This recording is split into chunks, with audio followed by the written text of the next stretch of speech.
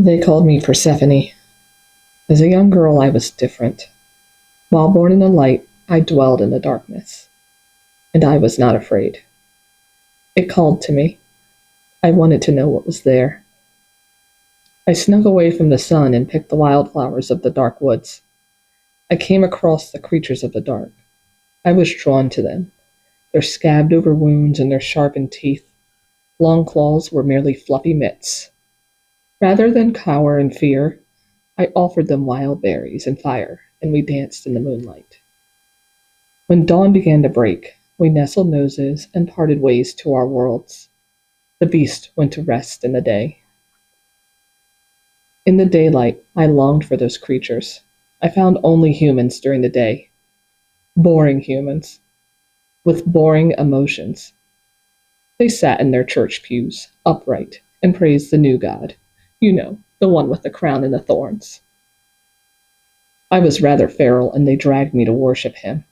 They brushed the leaves out of my hair and brushed it up into dainty little bows. They were tight and they hurt.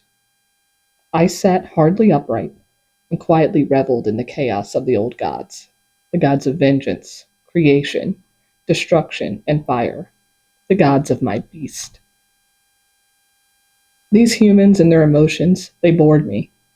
Grandpa died. Sad. They shed a few tears into wet tissues and stiff corduroy arms. They buried him, and they threw ugly flowers on his grave, only to never speak of him again. After the burial, I snuck away into the darkness with the creatures, and we howled and we screamed in the night. We spoke to Grandfather's spirit and watched it dance in the funeral pyres. We exhausted ourselves silly with feeling. We were loud. We were so safe in the darkness. Those humans, they couldn't see us, but we were there, wild and free. Until the sun came. I dreaded the dawn, but knew I was only feral, not wild. I was born in the day, and it was there I lived, still hearing the distant howls of the beast.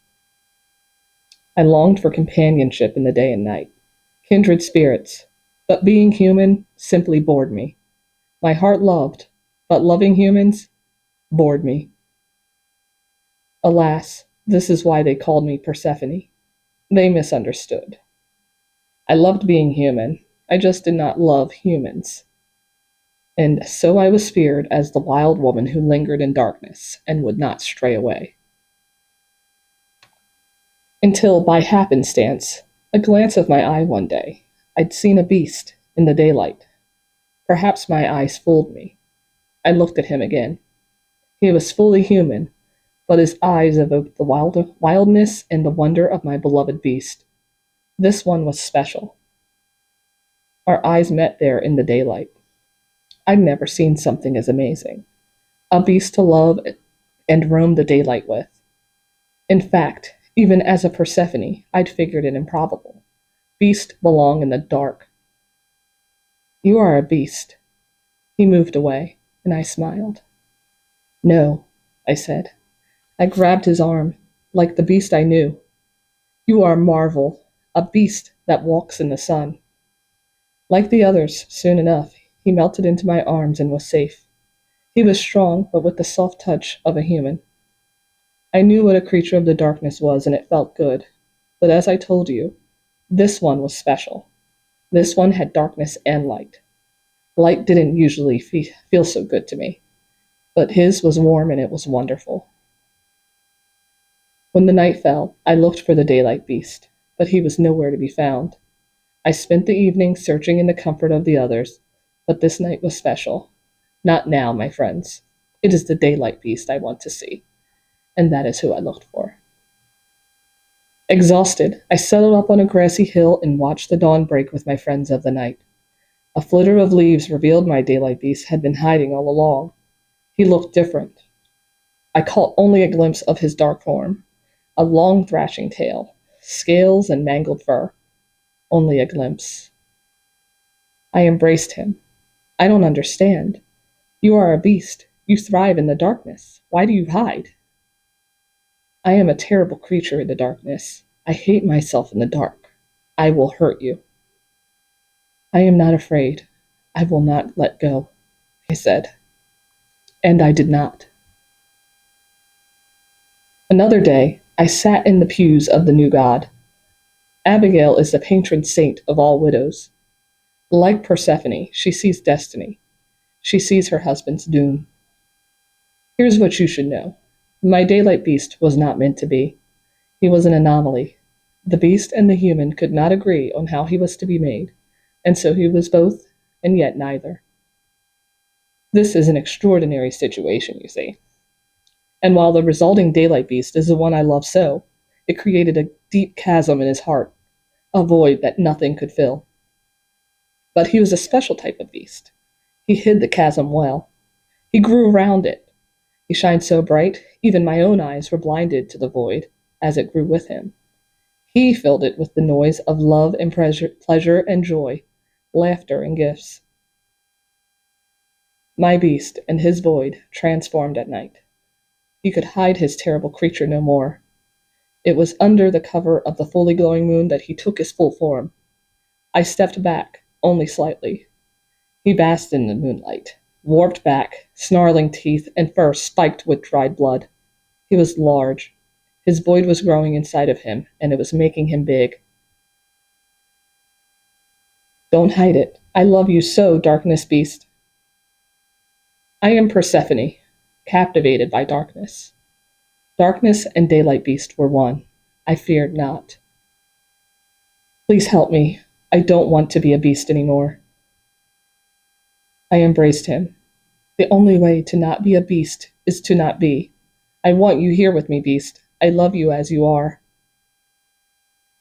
The beast turned away. I grow worse every night. The chasm hurts me. It hurts more than me. I have hurt you before, and I will hurt everything that I touch. Please, beast, let me help you. I embraced him and refused to let go. The same gentle creature that I held in the day had turned into something that bit and scratched at every shred of empty skin that I'd given it. Before long, the daylight beast was becoming a sleeping and reclusive creature. The darkness beast was an angry one. I never stopped chasing my beast through the night, even as he descended further into the dark woods where I could not find him. He was lost forever in the darkness. Soon after, I found only my sleeping daylight beast. He had laid his head down in my lap once more, on a warm and sunny morning. I placed pretty wildflowers in a crown around his head and brushed away his hair from his eyes. He rested, and both beasts were gone. I screamed and cried in the night in the old ways with the other beast. I awoke the next day, angry at the townsfolk. The humans. We know of no beast, they said. We bury him in the human ways of our new god. You know this, wild woman. This is why I did not love humans. How the lies slipped through the gaps in their teeth. I walk through the streets every day, tattered and beaten down, trying to save my beloved daylight beast. The humans shuttered their windows and adorned the entryways with the lamb's blood. Here comes Persephone. The beast surely will follow. And that is how they treated all darkness beasts, mostly. They averted their eyes in fear, only breaking bread for the daylight beast, asserting righteously he was fully human. You're making him worse, don't you see? You fill his void, and the chasm grows in the night. The humans laughed. He is fine, Persephone. Look how he sits upright with us and breaks bread. Perhaps you should keep your darkness away from him and us. Go play in your shadows. I saw the chasm of the darkness beast growing there in the day. He was always hungry for me, always hungry for attention, company, humans, always hungry for noise and chaos and excitement, hungry for love. Love. For that he grew ravenous and starving. He hid the chasm amongst the humans, but not me. Daylight beast, return home to me at once. You are not well. He attacked and swiped at me, only wanting to be among the humans and their ways. The chasm grew. He'd come home in the darkness, giddy from bread and wine and admiration. He'd gotten what he'd wanted. It had been the love and attention that fed it so. Aye, those townfolk. You see, they're tricky. They said they didn't know of any beast, and yet they knew exactly what to feed him when it came knocking at their doors. When he became unruly, it was, "Go home, your Persephone beckons. We have given you offering. You have sat with us, but now it is night." That is what they said. "This is your fault," the darkness beast said. "The townspeople, they feed me no more. You feed me no more. My chasm is my existence. I suffer in both the day and the night." "You're hurt. They don't see it, beloved." My dear beast died of that chasm, growing just too large. He died at dawn, in sunlight and moonlight. He died in that one moment in time where he truly belonged. And yes, the stories you hear of me are true. I honor him in the old ways. I wear his bloodied fur still. As he did in life, he keeps me warm in all darkness. In night, I do as I did as a young girl, Persephone. I kneel down for the beast, picking my wildflowers, placing them on the rotting carcasses of does and the broken wings of doves. I show the rabbit with the wounded leg the same mercy as the beast who claim it in the night. I see them suffer, and I sit in mourning until it all ends. I throw no ugly flowers on their makeshift graves, and I make ugly and beautiful noises at life and death. You will find me howling with the beast by the ritualistic funeral pyres, until the creatures of the night and day hear me.